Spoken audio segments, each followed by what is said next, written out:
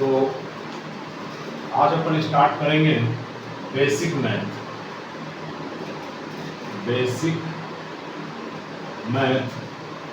Of physics. Basic math of physics समझते हैं कि बेसिक मैथ का क्या अपना रोल है। जैसे इसमें आता है, समझना जरा, पहला जो आपका होता है वो होता है, पहला जो आपका होता है वो होता है वेक्टर। पहला जो होता है वो होता है आपका वेक्टर। दूसरा जो होता है वो होता है आपका रेट ऑफ चेंज। दूसरा जो होता है वो होता है रेट ऑफ चेंज। और तीसरा जो होता है वो होता है इंटीग्रेशन। तीसरा जो होता है वो होता है इंटीग्रेशन। ये तीन यूनिट्स जो है वो आपको मैथ्स में पढ़ना है, लेकिन गनीमत ये है कि ये 12th में आपको पढ़ना है। और अभी जो अपन का फिजिक्स जो स्टार्ट होगा, मैकेनिक्स, उसी में इन सारी चीज़ों का एप्लीकेशन आ जाएगा। बिना वेक्टर के हम वेलोसिटी नहीं पढ़ सकते, बिना वेक्टर के हम डिस्प्लेसमेंट नहीं पढ़ सकते हैं, बिना वेक्टर के हम एक्सेलरेशन नहीं पढ़ सकते हैं, या जितने भी फिजिकल क्वांटिटी जो वेक्टर होते हैं उस पर हम उतना अच्छी तरीके से नहीं समझ पाएंगे।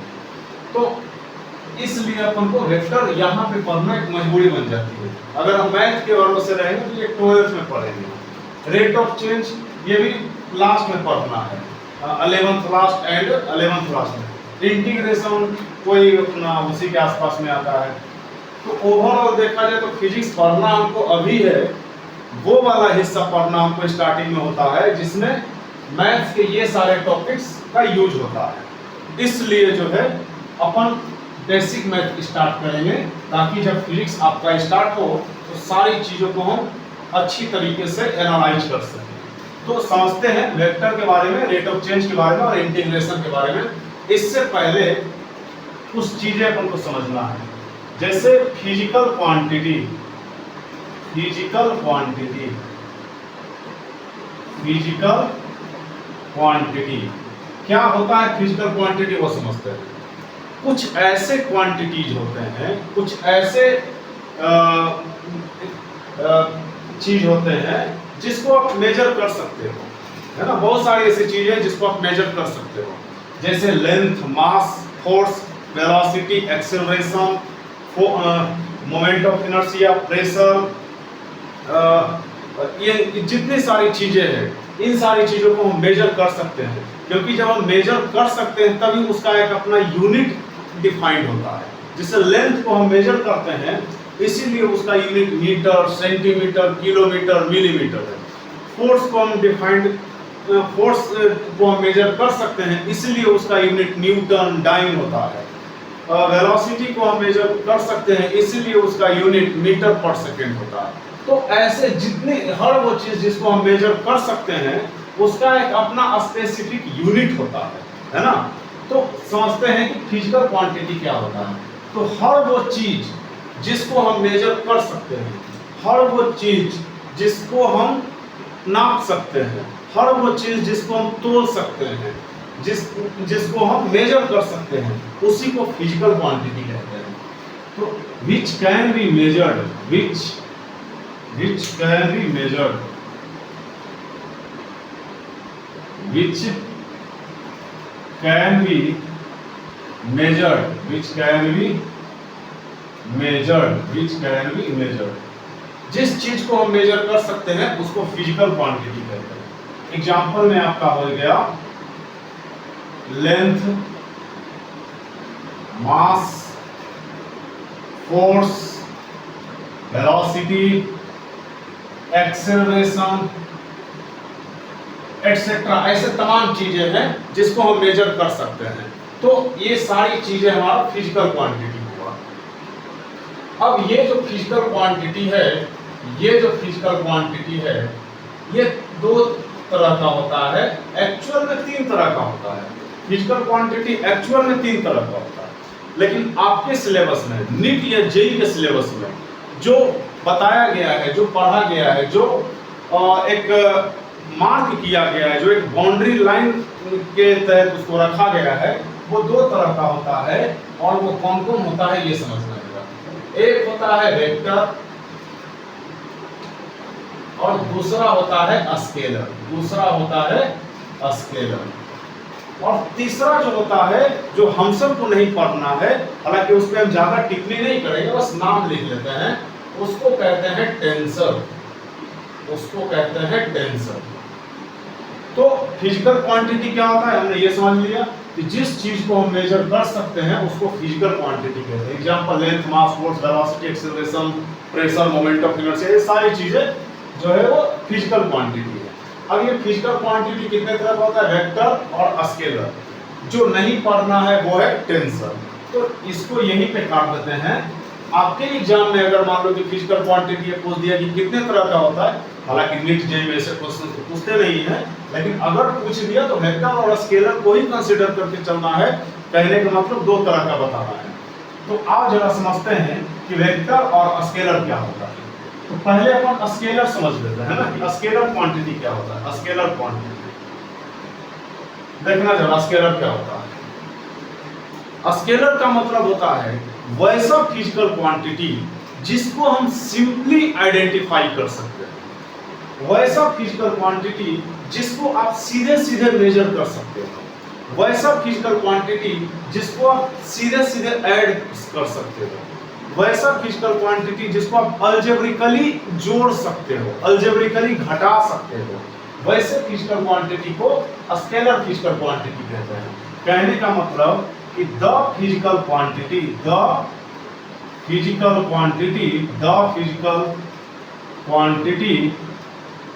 which can be added simply,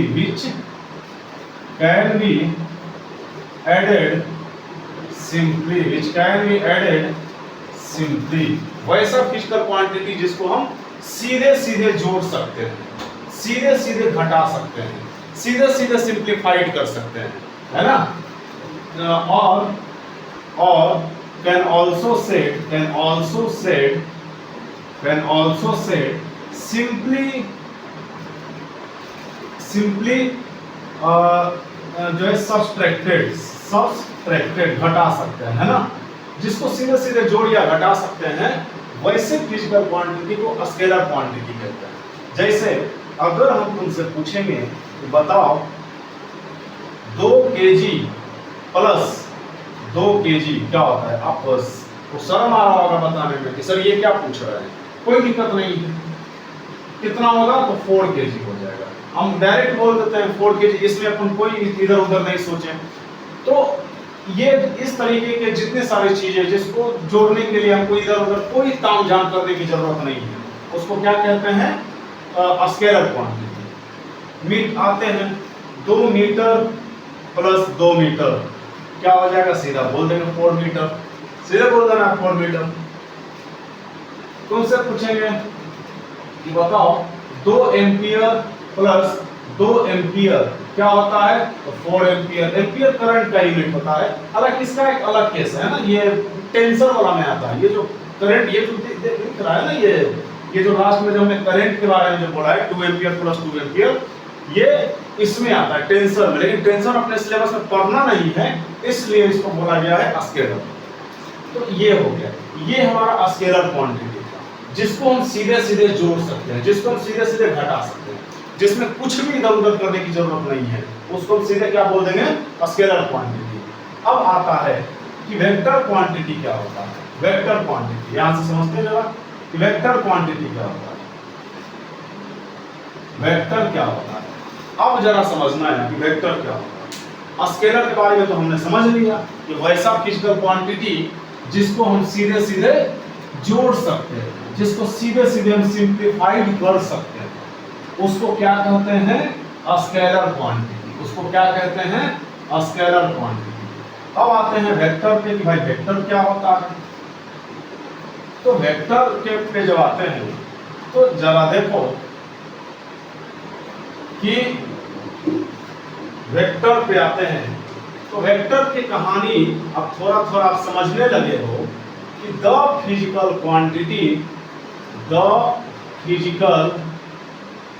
quantity, the physical quantity which cannot be added simply, which cannot be added simply, which cannot be added simply, which cannot be added simply, which cannot be added simply.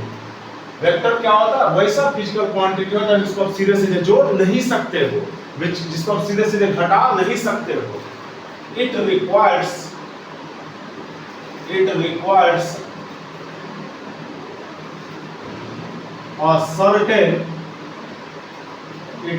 a certain set of rule. It requires a certain set of rule. एक खास नियम के समूह की जरूरत पड़ती है ना? It requires a certain set of rule to be added, जोड़ने के लिए. काहे के लिए हमको इस सेट ऑफ रूल का जरूरत पड़ता है भाई? तो जोड़ने के लिए, घटाने के लिए, सिंप्लीफाइड करने के लिए.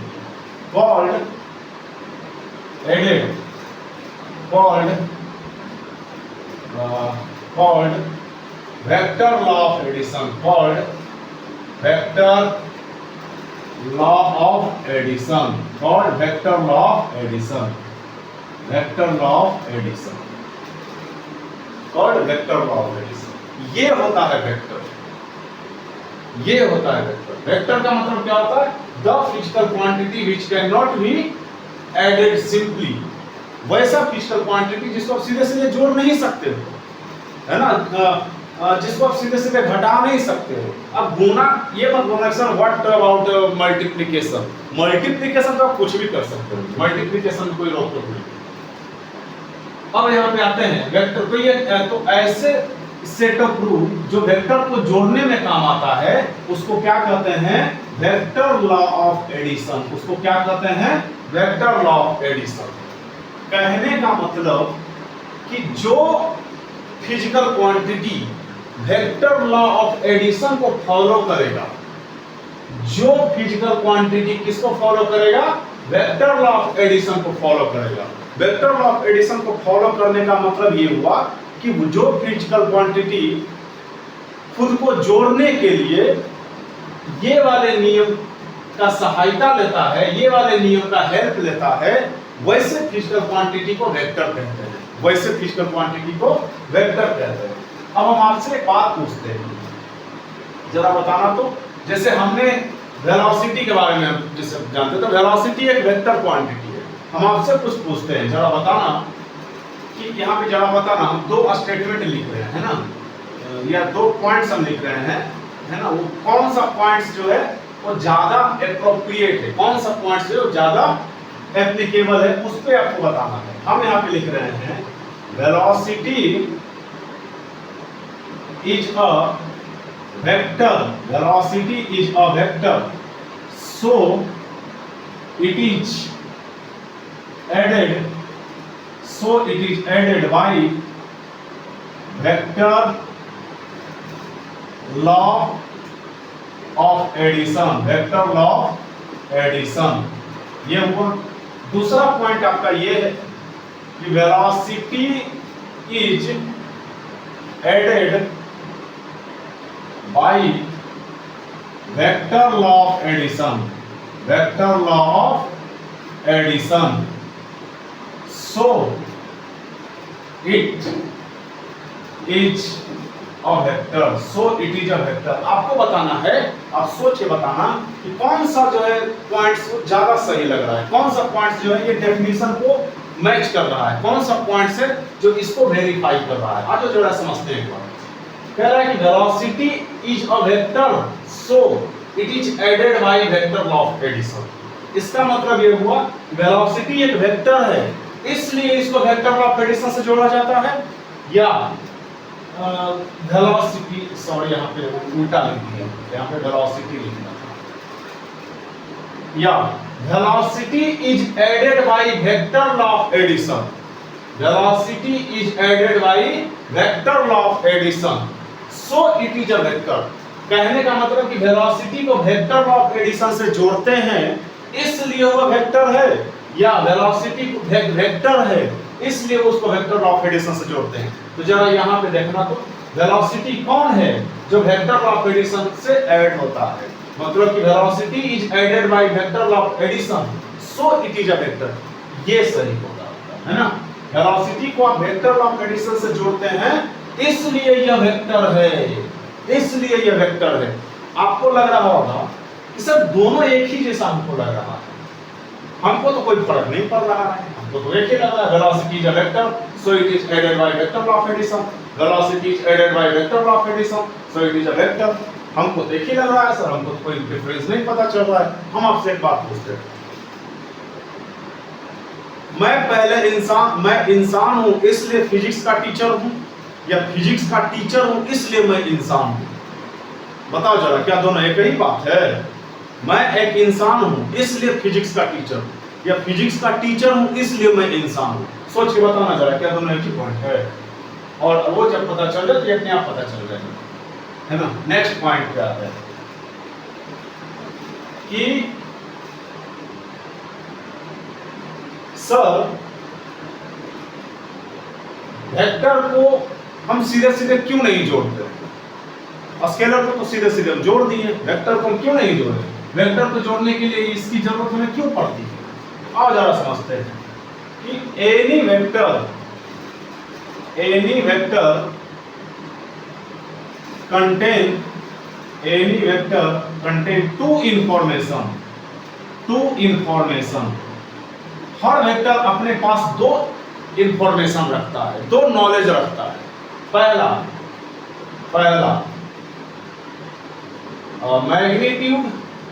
मैग्नीट्यूड और दूसरा direction.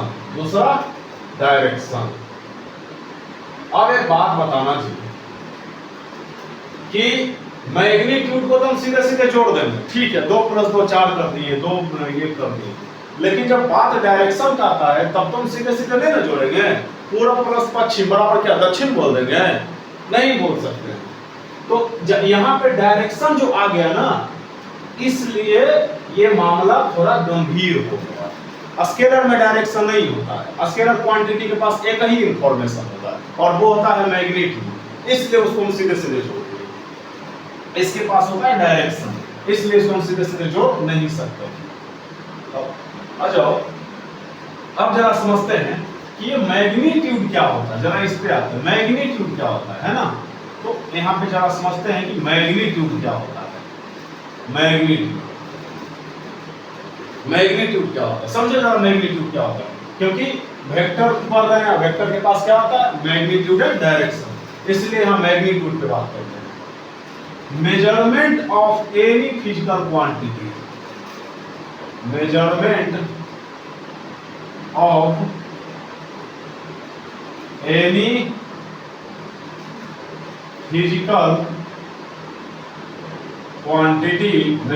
of any physical quantity called magnitude। किसी भी फिजिकल क्वांटिटी को जो मेजर करते हैं तो जो रिजल्ट आता है उस रिजल्ट को ही मैग्नीट्यूड कहते हैं। उस रिजल्ट को क्या कहते हैं? मैग्नीट्यूड कहते हैं। और आगे जरा समझना तो कि मेजरमेंट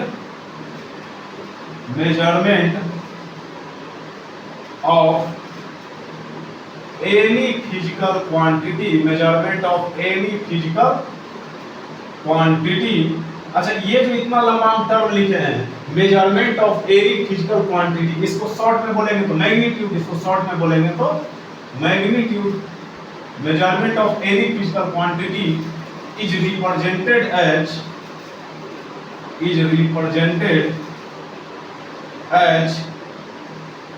n into u। समझना जरा ध्यान से, किसी भी फिजिकल क्वांटिटी का जो मेजरमेंट होता है, कहने का मतलब जो मैग्नीट्यूड होता है, उसको कैसे रिप्रेजेंट करते हैं? NU में रिप्रेजेंट करते हैं। where n is numeric value and U is unit. U क्या है? यूनिट। U क्या है? यूनिट। आगे इसको समझते हैं। जैसे हम तुमसे बोलते हैं कि लेंथ ऑफ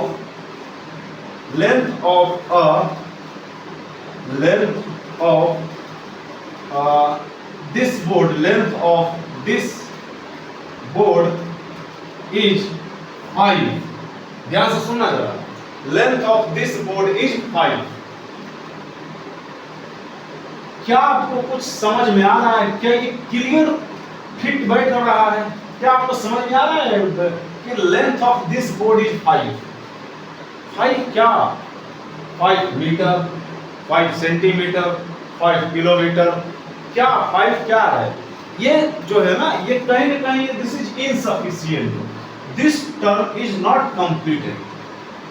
ये कंप्लीट नहीं है, कहीं ना कहीं जो है ये इनसफिशिएंस इसमें दिख रहा है कि कुछ तो वो थोड़ा सा ऑकवर्ड होता है ना, वो कुछ ये कंफ्यूजन रह जाता है, वो ऐसा फील हो रहा है कि length of this board is 5।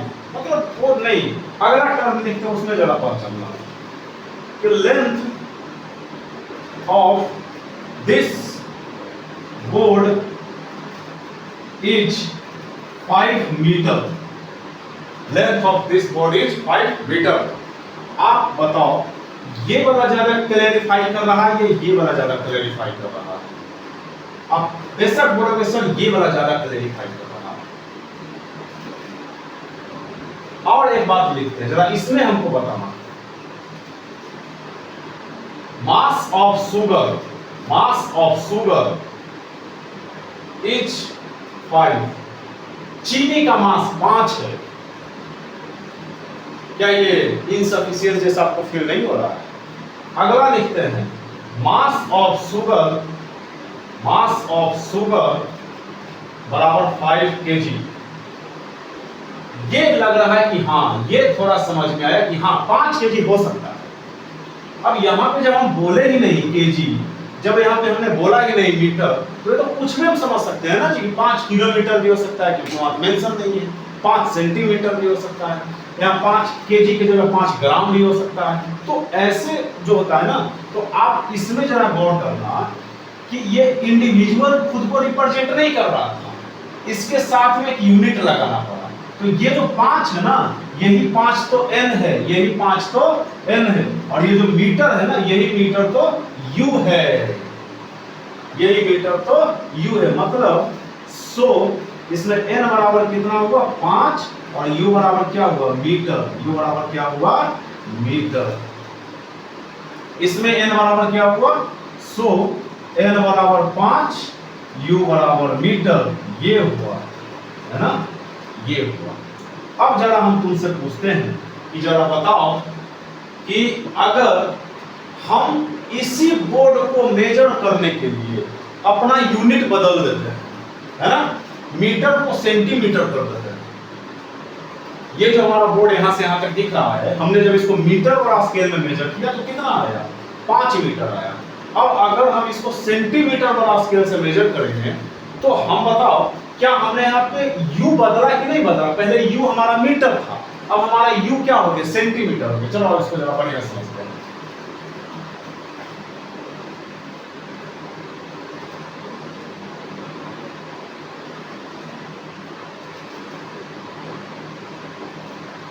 ध्यान से रखना।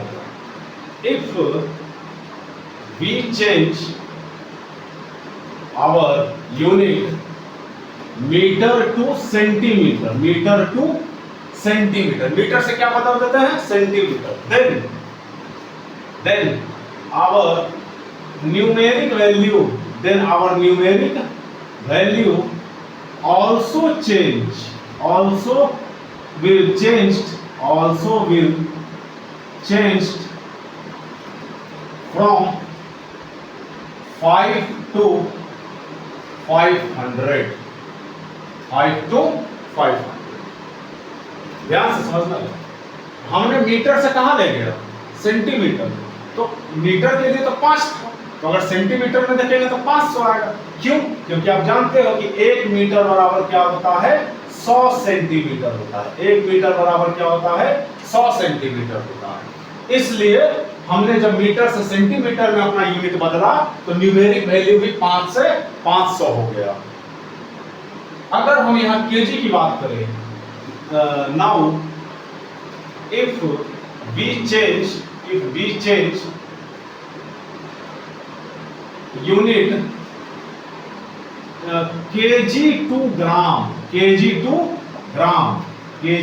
ग्राम, then our numeric value will changed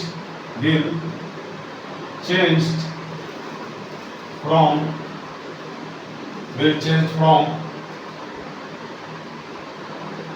किधर गई ये 5 to 5000। क्यों? क्योंकि 1000 ग्राम बराबर होता है 1 किलोग्राम।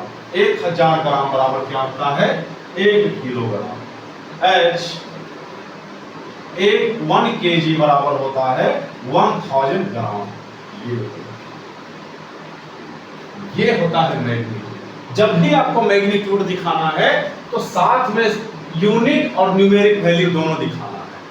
अगर एक दोनों में से अगर कोई एक गायब हुआ तो वो अपने आप को इनसफिशिएंट फील करेगा, वो अपने आप को वहां पे एक अधूरापन वहां पे लगेगा कि कुछ चीजें छूट रहा है, वो एक क्लैरिटी नहीं आएगा, है ना। तो यूनिट और numeric value they associate, they together combine, they together constitute, they together form to the magnitude। यहाँ लिख देते हैं numeric value and unit together constitute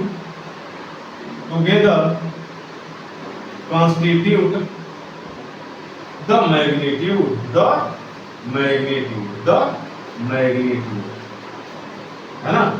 N1 U1 बराबर N2 U2। अगर हम अपने न्यूमेरिक यूनिट चेंज करेंगे तो नंबर भी बदल जाएगा।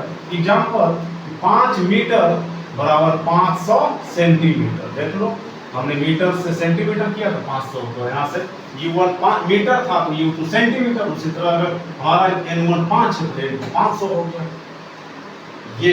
ये दिस इज द मैग्नीट्यूड। अब जरा आते हैं डायरेक्शन।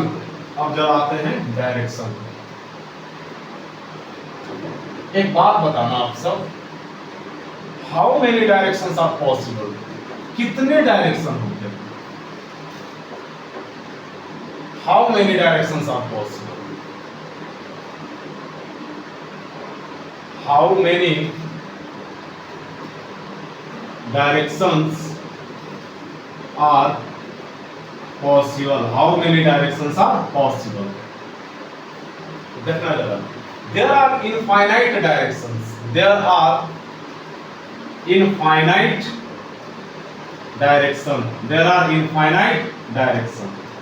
आपको सर ये तो 4 ही होता है, पूरा पश्चिम उत्तर दक्षिण। ये इनफाइनाइट कहां से आ गया? दोस्तों गड़बड़ नहीं है, समझना जरा। देखो असल में हम अगर यहाँ पे लिखते हैं, ये हमारा नॉर्थ है ऊपर की तरफ, नीचे अगर बोर्ड पे नीचे की तरफ दिखाएंगे तो साउथ, राइट की तरफ दिखाएंगे तो ईस्ट, इधर की तरफ दिखाएंगे तो वेस्ट। हम तुमसे पूछते हैं कि एक चिड़िया मान लो इधर जा रही है, तो आप ये कौन सा डायरेक्शन हुआ? तो अधिकांश बच्चा बोल देता है नॉर्थ ईस्ट। हम बोलते हैं चलो ठीक है, कोई दिक्कत नहीं, नॉर्थ ईस्ट मान लेते हैं। एक और चिड़िया जो कि मान लो इधर जा रही है, अब ये कौन से डायरेक्शन में जा रही है? फिर बच्चा बोलेगा ये भी तो सब नॉर्थ ईस्ट है। तो आपका कहने का मतलब है जी कि मतलब दोनों का डायरेक्शन एक ही है, नाम तो आप सेम बोल रहे हो। अगर हम बोलेंगे नॉर्थ और दूसरा का भी बोलेंगे नॉर्थ, इसका मतलब कि दोनों का नाम सेम है, मतलब एक ही तरफ जा रहा है।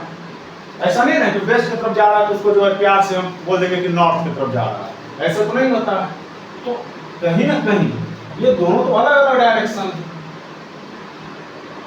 कैसे पता चलता है कि दोनों अलग अलग डायरेक्शन है? ध्यान से देखो, अगर हमको गेस करना है कि ये दोनों एक ही डायरेक्शन है या अलग अलग डायरेक्शन है, तो आज जरा इसको चेक करते हैं। एक ये था हमारा और एक हमारा ये था, यही ना था। हमको चेक करना है कि दोनों एक डायरेक्शन है या अलग अलग डायरेक्शन।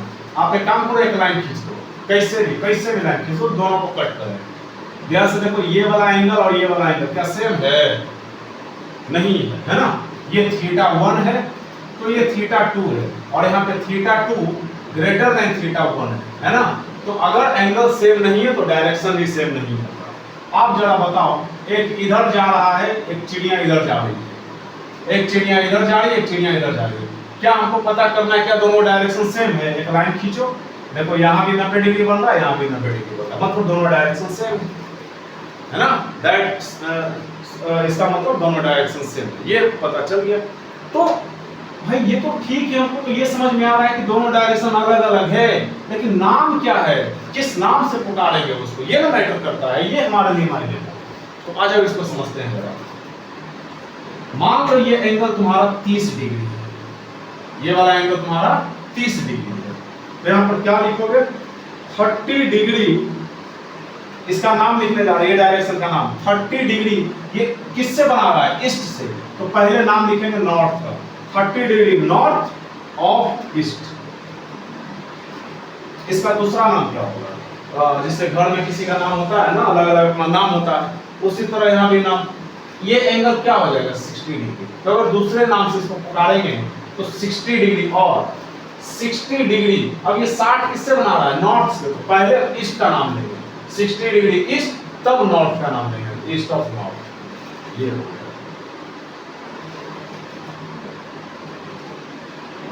अगर हम आपसे पूछें ये वाला डायरेक्शन का नाम बताओ, ये 30 डिग्री, ये नॉर्थ, ये साउथ, ये ईस्ट, ये वेस्ट। आप कहोगे सर एक ही तो है, इसमें क्या है?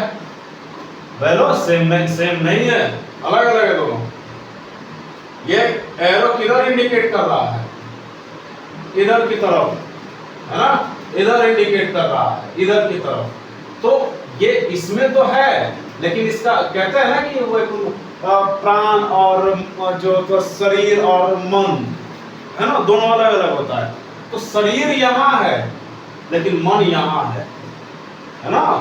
शरीर यहाँ है, उसका आत्मा यहाँ है, तो उसको भेज दो, है ना, उसको भेज दो, शरीर को इधर भेज दो, इधर भेज दिए। अब ये 30 तो ये भी 30। अब जरा बताओ, इसका नाम बताओ। 30 डिग्री, ये 30 डिग्री किससे बना रहा? वेस्ट, तो पहले नाम लेंगे साउथ, तो साउथ ऑफ, तब लेंगे वेस्ट। दूसरा नाम इसका क्या लेंगे? तो ये 60 हो जाएगा, तो बोलेंगे 60 डिग्री साउथ किससे बना रहा है? साउथ से, तो पहले आप बोलेंगे वेस्ट, वेस्ट ऑफ साउथ। ये डायरेक्शन का नाम ऐसे लिखा है, this is the name of direction, ऐसे डायरेक्शन का नाम पुकारते हैं। तो आई होप कि आपको डायरेक्शन भी लिखना आ गया होगा। एक और एग्जांपल कर देते हैं, इसका नाम जरा बता दो। ये अगर तुम्हारा 53 डिग्री है, ये नॉर्थ, साउथ, ईस्ट, वेस्ट, इसका नाम क्या हो जाएगा? 53 डिग्री किससे बना रहा है? इसको पहले नाम लेंगे साउथ ऑफ ईस्ट, क्लियर। ये 37 हो जाएगा, तो 37 डिग्री ईस्ट ऑफ साउथ।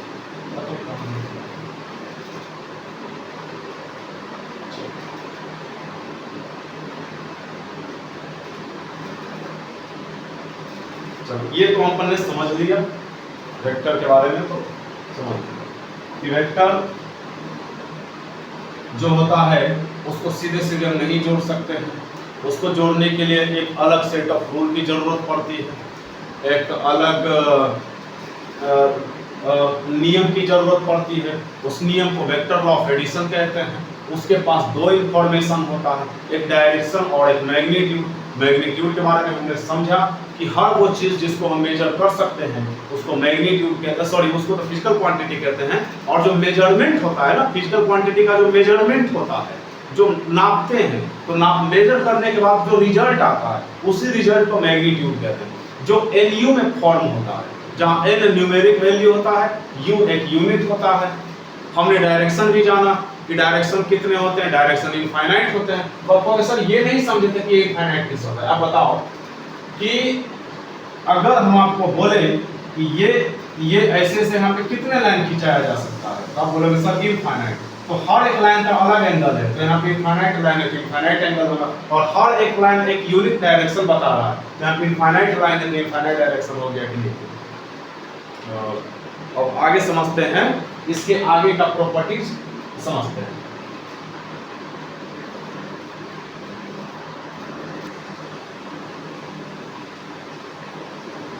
अब जो है हम समझते हैं कि इसका ज्योमेट्रिकल रिप्रेजेंटेशन समझते हैं, है ना। Geometrical representation, geometrical representation, geometrical representation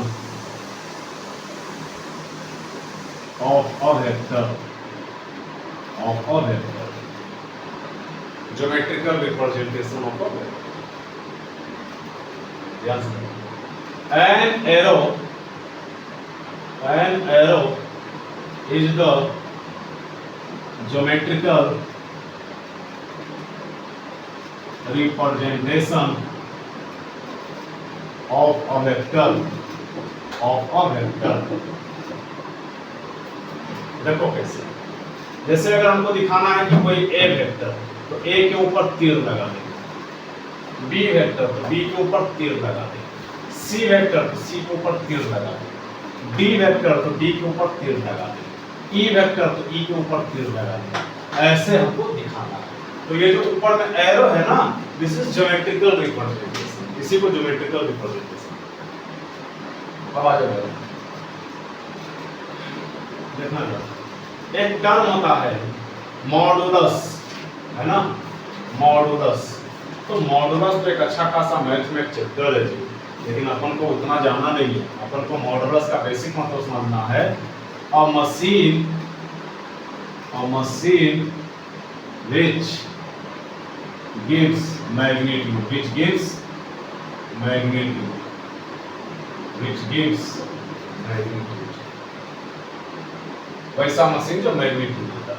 देखो ध्यान से, ये जो दो लाइन खींच दिए ना, इसी को यही है मॉडुलस, यही है symbol of modulus. This is symbol of modulus, symbol of modulus, है ना। इसको प्यार से मॉड कहते हैं ना, मॉड, प्यार से इसको क्या बोलेंगे, मॉड। तो जरा ध्यान से देखो, इसके अंदर अगर हम ए वेक्टर रखेंगे, क्या रखेंगे, ए वेक्टर, तो ये कौन सा मशीन है जी, जो क्या देता है, मैग्नीट्यूड। क्या देता है, मतलब इसके अंदर हम कुछ भी रखेंगे तो सिर्फ जो है वो मैग्नीट्यूड आएगा, सिर्फ क्या आएगा, मैग्नीट्यूड। तो ये ए वेक्टर अगर इसके अंदर रखेंगे तो बाहर में ए आएगा। उसी तरह अगर हम अंदर में बी वेक्टर रखेंगे तो इसका मैग्नीट्यूड क्या होगा, बी आएगा। उसी तरह अगर हम अंदर में सी वेक्टर रखते हैं तो इसका मैग्नीट्यूड क्या आएगा, सी आएगा। उसी तरह अगर हम अंदर में डी वेक्टर रखते हैं तो इसका मैग्नीट्यूड क्या आएगा, डी आएगा। क्लियर, ये हो गया। चलो नेक्स्ट आपका आता है कि ध्यान से जरा देखना, मान लो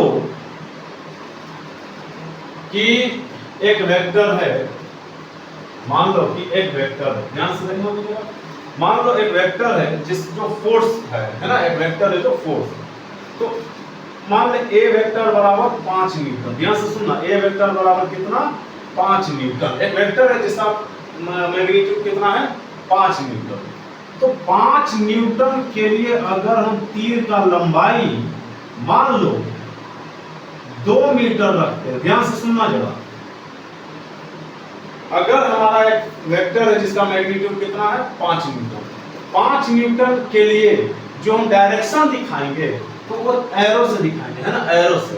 तो ये जो एरो का लंबाई अगर 2 मीटर है, तो अगर हम इसका वैल्यू एक डबल कर देंगे और मान लो कि कोई अगर आ गया 10 न्यूटन वाला फोर्स, तब इसका जो डायरेक्शन हो जाएगा वो कितना हो जाएगा, इससे डबल हो जाएगा, डबल लेंथ का हो जाएगा, है ना। वो एरो का जो लंबाई है वो डबल लेंथ का बता कितना हो जाएगा, 4 मीटर हो जाएगा। मतलब जो ये लेंथ एरो का जो लेंथ होता है ना, वो भी एक तरीके से बताता है, इसका मैग्नीट्यूड का अंदाजा बताता है, मैग्नीट्यूड नहीं बताता है ना। ऐसा ना सोच लेना कि ये ए वेक्टर है जिसका डायरेक्शन इधर है तो उसका लंबाई 4 मीटर है तो यही मैग्नीट्यूड है, नहीं। ये इंडिकेशन बताता है कि 2 मीटर वाले तीर की लंबाई का मैग्नीट्यूड 4 मीटर वाले तीर की लंबाई से छोटा होगा, ये बताता है इसे, है ना। उसी तरह से कुछ ऐसे छोटे छोटे पॉइंट्स हैं जो आपको याद रखने हैं।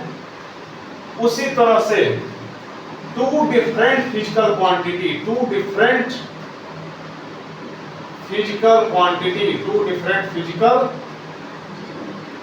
Quantity, two different physical quantity can not be compared, can not be compared, can not be compared. इसका क्या मतलब हुआ भाई, ये समझो जरा एग्जाम पर। अगर हम तुमसे पूछेंगे कि 2 न्यूटन ग्रेटर देन 3 मीटर पर सेकेंड, क्या ये बात सही है कि गलत है? अब ऐसा बोल देना गलत है ना? क्यों? क्योंकि न्यूटन फोर्स होता है और मीटर प्रति सेकंड वेलोसिटी होता है। ये दोनों अलग अलग फिजिकल क्वांटिटी है, इसलिए हम इसको ना जोड़ सकते हैं, ना घटा सकते हैं, ना कंपेयर कर सकते हैं। हाँ, गुना कर सकते हैं, है ना? अगर आपसे कोई पूछे 5 न्यूटन बड़ा है या 10 न्यूटन बड़ा है, यहाँ पे बता सकते हैं कि ये बड़ा है क्योंकि न्यूटन है। न्यूटन दोनों का यूनिट सेम है, दोनों एक सेम फिजिकल क्वांटिटी है, तो सेम फिजिकल क्वांटिटी को हम कंपेयर कर ही सकते हैं, इसलिए यहाँ पे 10 न्यूटन बड़ा हो जाएगा। अब जरा आप करें,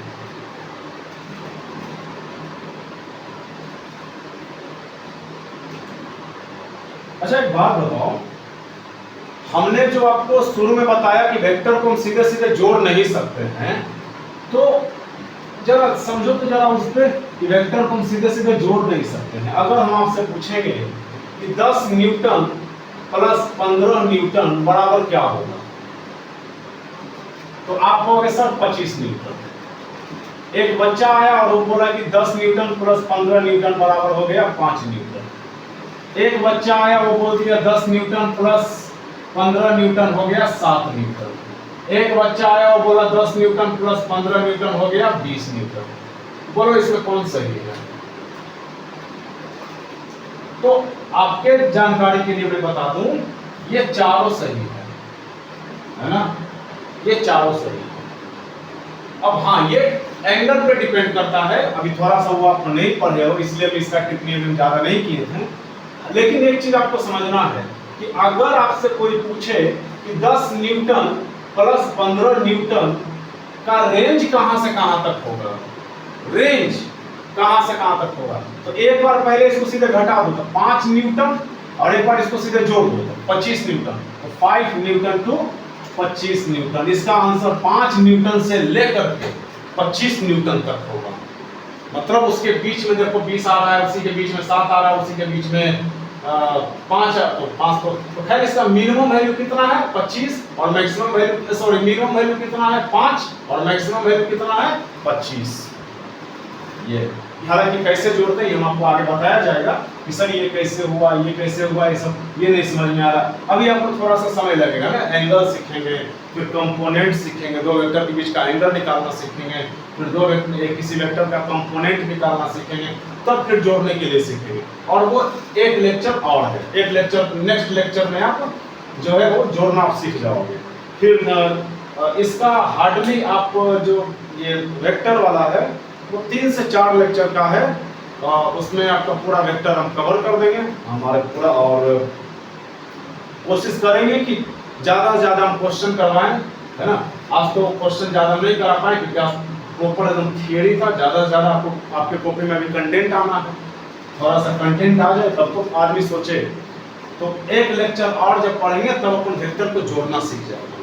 तब तक के लिए आप इतना 1-2 बार और रिवाइज करना, बढ़िया से रिवाइज करना, और इसका एक प्रॉपर नोट्स बना लेना, है ना। कोई ऐसे भी बच्चा होगा जिसका छूटा हुआ होगा, उसके लिए भी काम आ सकता है। कोई बच्चा होगा जो अभी स्टार्ट ही किया है, उसके लिए भी काम आ सकता है। तो इसका एक नोट्स बना लेना, और ये मत सोचना कि सर नोट्स क्यों बना है हमारे मोबाइल में, तो ऐसा नहीं करना है ना। आप जब क्लास में ये वीडियो जब देख रहे हैं, सॉरी जब आप मोबाइल में ये वीडियो देख रहे हो, तो आप ये मान के चलो कि आप हमें लाइव देख रहे हो, है ना। टीचर से जब क्लास में होता है तब भी आप क्या उनको छूने जाते हो, उनको छू के तो नहीं देखते हैं। तो वैसे ही मानना है, ये मन ही तो है सब कुछ, मन के हारे हार मन के जीते जी। तो चलो कोई नहीं, तब तक के लिए थैंक यू। और दूसरा लेक्चर वो आपका इसी के जस्ट बाद हम डालेंगे। अभी जो है फिलहाल के लिए, इसके बाद 12th का एक लेक्चर जाएगा, फिर 11th का एक लेक्चर आएगा। अभी 3 चैप्टर साथ में चल रहा है रिकॉर्डिंग का, तो अभी ये गया है, इसके बाद 2 चैप्टर का और रिकॉर्डिंग होगा, फिर इसका ये रिकॉर्डिंग आएगा। तो वो हर एक दिन पे आता रहेगा, टेंशन मत लेना, हर रोज आपका लेक्चर आएगा, ठीक वैसे ही जैसे हर रोज आपका क्लास होता है। चलो थैंक यू।